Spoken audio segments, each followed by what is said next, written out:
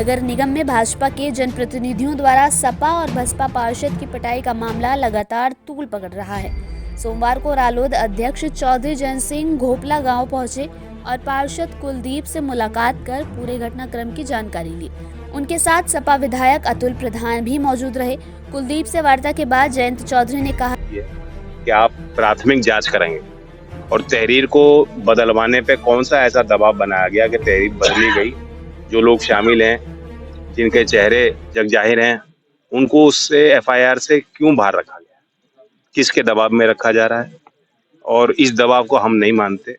मैं सीधा सवाल योगी जी से भी कहता हूं कि आपके विधायक और मंत्री के घूसे भारी हैं या जो जनप्रतिनिधि हैं उनके अधिकार और उनके साथ जुड़े हुए जो जनमानस है, जो समाज है, उनके साथ न्याय।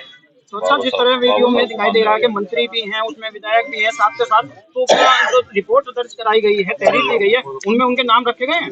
नाम नहीं रखे गए, बाहर रखे गए, शायद इसलिए कि वो सोचते हैं कि जो दो ये हमारे पार्षद हैं, ये नौजवान हैं, इनको दबा लेंगे। शायद इसलिए कि सोचते हैं कि गरीब वर्ग, सामाजिक वर्ग से आते हैं, अनुसूचित जात के हैं, तो इनको इस तरह से दबा लेंगे।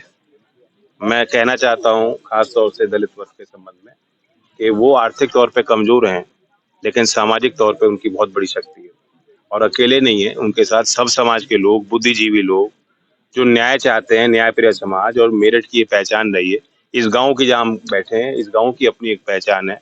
ये कोई किसी लिहाज से कमजोर लोग नहीं यहाँ बसते हैं। तो गांव की भी एक गरिमा है, गांव की अपनी पहचान है, गांव का अपना सम्मान है और एक मेरठ के एक जनप्रतिनिधि, एक पार्षद का अपना एक गरिमा और सम्मान है। सदन की अपनी गरिमा वहाँ रखनी चाहिए और ये योगी जी को सोचना चाहिए कि योगी जी की अपने टीम के सदस्य अगर इस तरह की बदतमीजी सड़कों पर करेंगे तो कहाँ है कानून व्यवस्था। आरएलडी कैसे इस लड़ाई को लड़ेगा? हर तरीके से सभी दल के, विपक्ष के दल के लोग, जिम्मेदार लोग, मेरठ के जिम्मेदार लोग, सब लोग वो अपने तरीके से इन परिवारों के साथ संपर्क कर रहे हैं। आज मैं यहाँ गांव में आया हूँ क्योंकि मैंने ये समझा कि मेरी नैतिक जिम्मेदारी है, इनके साथ गलत हो रहा है, इनको हिम्मत देने में पहुंचा हूँ। और वाकई ये खुद अपने आप में हिम्मत वाले हैं। इन्होंने मुझे बताया कि अभी भी धमकी की इनके कॉल आ रही हैं, कोशिशें हो रही हैं, तहरीर इनकी बदल दी गई, लेकिन आज भी ये लोग कायम हैं। मैंने जो बात की अभी, और युवा हैं, पहली बार ही पार्षद बने, मैं इनकी हिम्मत को भी दाद देता हूँ। इनकी हिम्मत को आगे बढ़ाने के लिए और इनको न्याय दिलाने के लिए हर जो कोशिश होगी समाज की, मैं उसमें खुद अग्रणी रहूंगा। लोक दल के कार्यकर्ता उसमें शामिल रहेंगे। अगर यहाँ फैसला होता है समाज की तरफ से कि हम लोग पंचायत करेंगे, अगर इनकी मांगे नहीं मानी जाती, उस पंचायत में भी मैं रहूंगा। तो साहब, बीजेपी की तरफ से जो है बीजेपी के पास से मेरे के पास छेड़छाड़ का आरोप लगाया गया। अब तो तरह तरह के आरोप लगाए जा सकते हैं। सरकारी एजेंसी का दुरुपयोग देश भर में हो रहा है, लेकिन ये मैंने कहा साहसी हैं और ये सारी चीजों के पश्चात भी जब मैंने इनसे बातचीत करी तो मुझे एहसास हुआ कि ये कायम है, अपनी न्याय को की मांग को लेकर कायम है और हम इनके साथ। जहाँ एक तरफ प्रधानमंत्री और मुख्यमंत्री दलितों के घर पे चाय पी रहे हैं और वहीं दलितों के साथ मारपीट की जा रही है। देखिए, पहली बार नहीं हो रहा। हाथरस की घटना लोग भूल गए होंगे। हाथरस की उन घटनाओं को मैं नहीं भूला हूँ। किस तरह से पुलिस वहां रोकना चाहती थी, किस तरह से वहां लाठियां चलाई गई, मैं उस बात को नहीं भूला हूँ और ना ही इनका परिवार भूलेगा, ना ही हम भूल पाएंगे कि मेरठ में क्या हुआ। ये तो एक और उदाहरण है, कई इस तरह के उदाहरण पेश हो रहे हैं।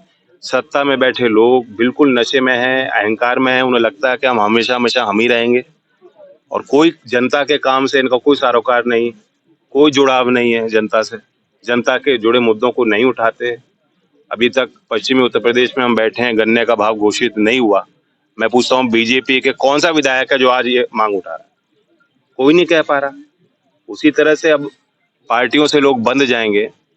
यहाँ पार्टी की बंदिश से ऊपर उठ के मैं अपील करता हूँ मेरठ के लोगों से, और ये जो इनके साथ आशीष के साथ हुआ और हमारे इनके साथ हुआ आजाद कीर्ति के साथ, अगर आज हम इन बात को सहन करेंगे तो आगे हर व्यक्ति के साथ ये चीजें होंगी। एक तरफ ये जो न्याय की प्रणाली कितनी खराब हो चुकी है आज की मौजूदा सरकार में, कि एक तरफ कानपुर में रेप के आरोपी जो अगर बीजेपी में शामिल हैं तो उनको न्यायिक हिरासत मिलती है, पुलिस उनकी हिरासत भी नहीं मांगती। और इस तरफ आप देख रहे हैं कि पुलिस एफआईआर से जो इनके जो लोग वहां शामिल थे, जिनके चेहरे हैं, वीडियो में एविडेंस है, तमाम जो, क्योंकि वो विधायक है, मंत्री हैं, शायद उनके दबाव में उनके खिलाफ कार्रवाई नहीं करना चाहिए। 2024 का चुनाव रहा, लोकसभा चुनाव, तो उसमें किस तरीके से इसकी लड़ाई लड़ेंगे? चुनाव की लड़ाई अलग है ये, लेकिन समाज का मुद्दा है और ये चुनाव में उम्मीद करते हैं जनता ही देखे। जो लॉ एंड ऑर्डर पे बड़े बड़े दावे कर रहे हैं, आज वो लोग कहाँ हैं? जैन जी, आपकी तरफ से कोई अल्टीमेटम दिया जाएगा इसका?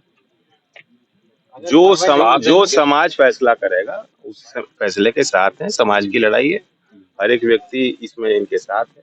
आज मैं यही व्यक्त करने आया हूँ और जैसा मैंने खुल के कहा, अगर कोई पंचायत होगी, आगे को कोई फैसला होगा, उस फैसले में हम लोग शामिल हैं।